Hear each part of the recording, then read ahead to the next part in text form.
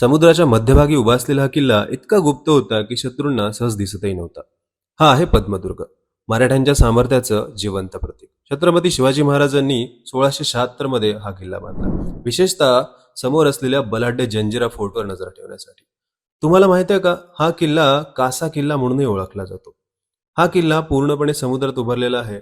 भक्कम दगडी तटबंदी, बुरुज आणि अरुंद प्रवेशद्वार, जे शत्रूंना गोंधळात टाकण्यासाठी खास डिझाईन केलं होतं. पद्मदुर्ग हा फक्त संरक्षणासाठी नव्हता, तर तो मराठा आरमाराचा एक महत्वाचा बेस होता. इथूनच समुद्रावर लक्ष ठेवलं जायचं आणि शत्रूंच्या हालचालींवर नियंत्रण ठेवलं जायचं. या किल्ल्यावर जाण्यासाठी मुरुड बीच किंवा आसपासच्या किनाऱ्यावरून बोट घ्यावी लागते. समुद्रातला प्रवास एक वेगळाच रोमांच देतो. आज किल्ला काहीसा भग्न अवस्थेत आहे, पण त्याचं ऐतिहासिक महत्त्व अजूनही तसंच आहे.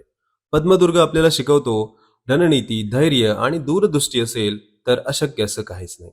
इतिहासातील अशाच अजून गोष्टी जाणून घ्यायच्या असतील तर लाईक, शेअर आणि फॉलो नक्की करा.